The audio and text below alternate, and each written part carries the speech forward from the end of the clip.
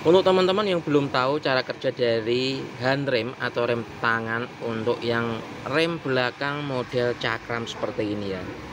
Jadi ada yang namanya rem belakang, bisa juga menjadi rem parkir. Tapi kalau ini rem belakang, rem parkirnya berbeda. Dia ada di sini. Untuk rem belakang sendiri, rem parkirnya sendiri. Dia ada sebuah kampasnya tersendiri, sehingga ketika handrem terasa tinggi, bisa jadi kampas remnya untuk handrem ini sudah aus, sudah habis. Berbeda dengan kampas handrem dan handremnya yang jadi satu, itu ketika rem dalam kemungkinan pasti kampasnya sudah tipis, handremnya pun pasti nggak pakem. Itu ya bedanya kampas rem, kampas handrem.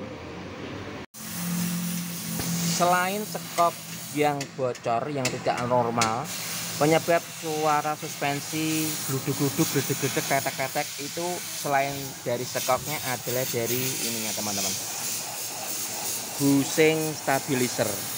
Nah, busing stabilizer ini lama-kelamaan dia akan kempet, aus, airnya kocak dan menyebabkan bunyi abnormal ketika jalan jelek. Kondisinya seperti ini masih kondisi lumayan ya, bagus ya.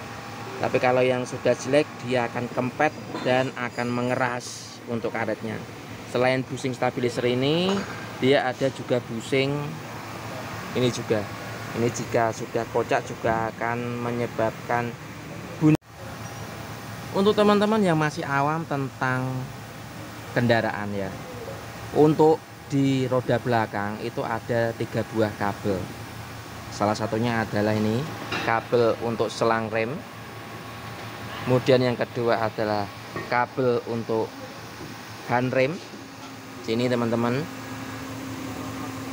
dia masuk ke dalam sini handremnya.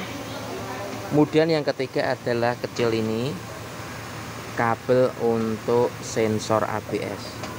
Banyak yang nggak tahu, dikira ini kabel nggak berfungsi, tapi ini ketika putus sensornya abnormal menyebabkan cek engine atau sistem ABS-nya akan error atau tidak bekerja. Hati-hati ya, kabel kecil ini jangan sampai kecepet, ketarik, bahkan dimakan tikus. Kampas kopling L-Sapet. Ini adalah kampas kopling genuine dari L300 ya teman-teman ya. Dia dengan kode ini KM001189. Ini asli genuine part ya, dari Mitsubishi. Nah, kelemahan yang kopling L300 tuh ini adalah dari sininya teman-teman ya. Kalau mobil Anda ketika masuk gigi dan dijalankan ter gitu, agak ngeter, dan ketika dilepas kopling juga ngeter banyak, biasanya pegas ini sudah mulai aus. Ini sering jebol, akhirnya ini dengan pernya, dengan rumahnya dan mataharinya ngunci, akhirnya mobil nggak bisa masuk gigi, nggak bisa jalan. Yang banyak terjadi ya seperti itu, jebol. Proses kuras oli dan freon mobil Pajero menggunakan alat ya teman-teman ya. Jadi tinggal pencet langsung otomatis kesedot semuanya ini. Dan yang lama olinya dengan oli yang baru beda ya, bersih sama agak kekuning-kuningan ini.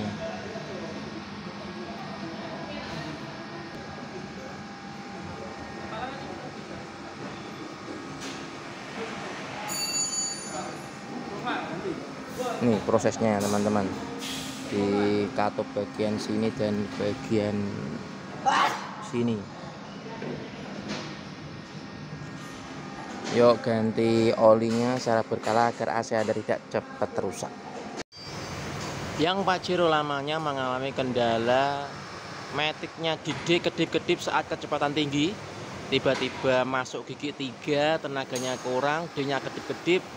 Itu artinya bahwa metik Anda kepanasan, perlu kipas angin ya teman-teman ya. bukan perlu kipas angin, tapi perlu namanya oil cooler. Ini modifikasi di Pajero pakai oil coolernya punyanya Elsape L300. Ini bentuknya seperti ini ya, kita modif.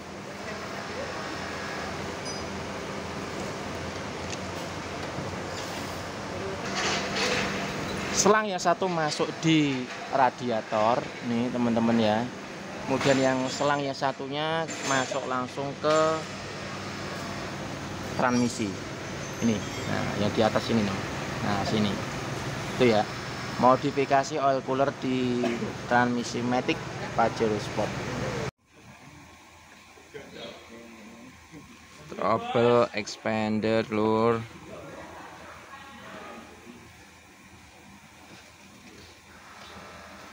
Duh, kok kaya lampu bangju, kelip-kelip geng. Aduh, ra urip. Starter ra iso. Duh.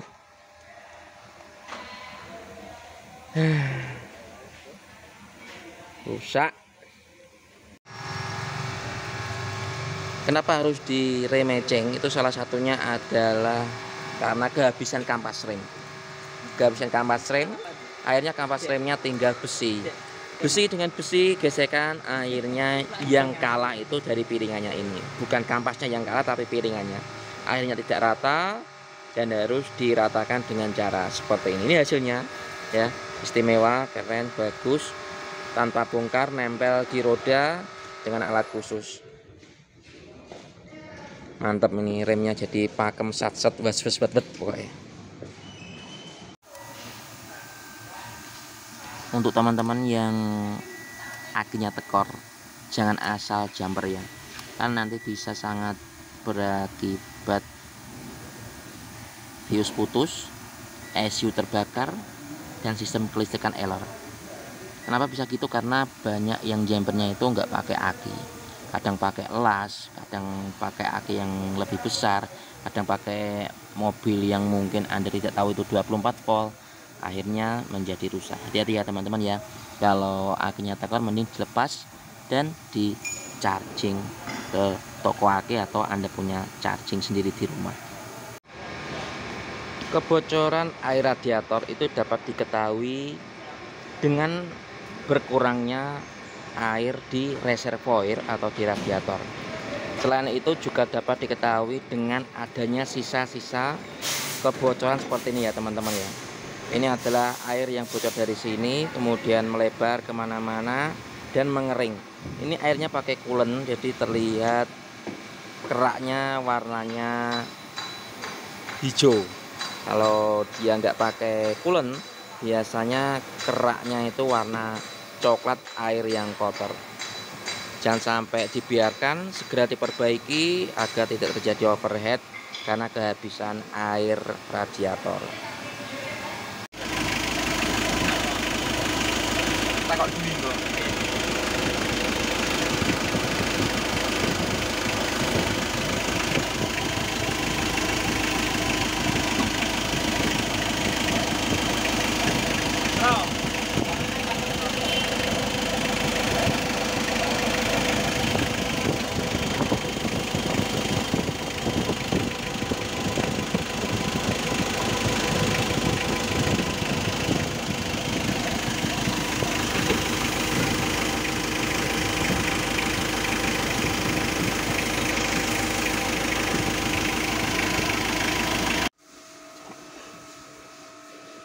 Handrem, walah, keduren lur.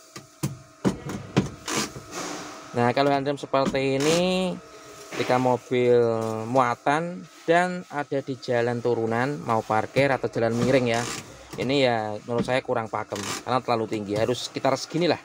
Kalau sebenarnya tuh sekitar 7-8 klik ya.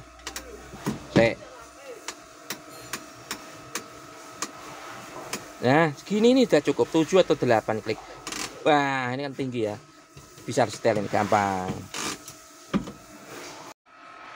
Canter Euro 4. Mobil baru, guys. Baru 5.400. Mantap nih. Habis kita servis, kita setel SPC-nya. Kalau ada kendala di Canter Euro 4-nya, segera info di kolom komentar. Siapa tahu saya bisa membantu, bisa ngasih solusi, bisa ngasih penjelasan yang mungkin berguna untuk para pemilik Canter Euro 4.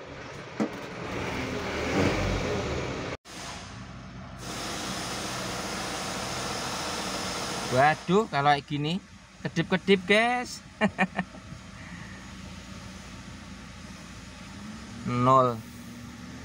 Nah ini sebenarnya mobilnya habis diisi bahan bakar loh ya, habis diisi 500.000 per tadek, tapi masih kedip-kedip kayak gini. Ada yang aneh. Teman-teman yang kalau punya Pajero seperti ini kedip-kedip, setelah isi solar kok kedip-kedip, itu bukan fuel gauge-nya yang rusak ya. Banyak terjadi itu karena kabelnya dimakan tikus. Sudah banyak terjadi. Nah yang sering itu saya temui seperti itu. Jadi nggak usah turun tangki, cek saja jalur kabelnya, pasti ada yang dimakan tikus. Hampir 90% rusak karena tikus. Nah ini loh bos, para pemilik kendaraan Pajero lama, ini kan banyak yang sudah rusak ya. Ini kalau Anda belikan di online itu harganya murah, paling nggak ada 100.000, tapi ya kayak gini hasilnya nggak rapi. Kita coba ke posisi D, ini masih bolong ya. Nah kemudian ke posisi sini, ini juga bolong. Nah terlihat ya nggak rapi. Tapi kalau punya saya, digeser kanan kiri ini jadi tertutup, tapi kalau digeser ke kiri ini juga akan tertutup. Nah yang mau pesen, mau pasang, nanti ada WA saya di sini ya, dipasangkan segera biar terlihat rapi ya. Pajero Sport mobil perlu dilakukan flashing agar tidak terjadi kerak di dalam mesin. Flashing seharusnya dilakukan setiap 10.000 km. Nah apabila mobil tua 10 tahun ke atas, apakah perlu dilakukan flashing? Apakah yang sudah sering melakukan ada kendala di mobilnya, atau memang wajib perlu flashing? Nanti di info ya teman-teman di kolom komentar, biar semua kita ngerti dan paham. Biasanya itu mobil bensin digurah ya, dan kalau mobil diesel itu dipurging. Nah ini mobil bensin tapi kita purging. Purgingnya dengan alat khusus, dibantu dengan tekanan dari angin kompresor, dia masuk ke sistem bahan bakar sini ya, dimasuk ke injektornya. Dengan cara ini membersihkan injektor sekaligus membersihkan ruang bakar. Maksimal hasilnya tarikannya jadi enteng, tarikan powerful. Musim hujan tiba ya teman-teman. Jadi salah satu yang perlu Anda perhatikan ketika musim hujan tiba adalah dari karet wipernya. Jadi karet wiper ini kalau Anda nggak selalu cek, itu biasanya kalau sudah jalan itu membersihkan kacanya ini tidak sempurna. Akhirnya apa? Akhirnya ya terlihat masih nggak bersih, nggak sempurna. Apalagi kalau kondisinya hujan malam hari ya, itu pasti buat Anda tidak jelas ketika kondisi perjalanan. Makanya ganti segera untuk karet wiper Anda. Pastikan gunakan yang asli ya teman-teman, biar awet dan pastinya bersih. Sudah banyak yang rusak ya kayak gininya, tapi ini kelihatannya masih bagus teman-teman, masih awet, masih mulus ya. Di triptoniknya pun kondisinya aman ya, masih tertutup dengan rapi. Ini biasanya rusak itu karena umur, karena apa ya, kayak pemancar itu ya, pemancar TV dia kena panas hujan akhirnya merupuli. Tapi ini masih bagus. Ini kita lihat kilometernya berapa ini teman-teman. 67, mantap.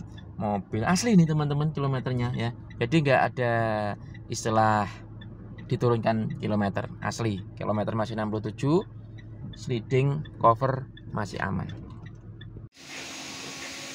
Biasanya kebocoran oli itu dari perpak sini ya, tapi ini yang ditemukan dari perpak injektor ini juga ini.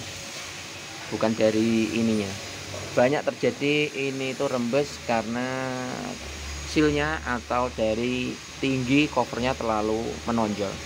Tapi ini dari perpaknya kita lem ulang, kita perbaiki, pasang lagi, semoga tidak ada rembesan dan kebocoran oli lagi di Canter Euro 4.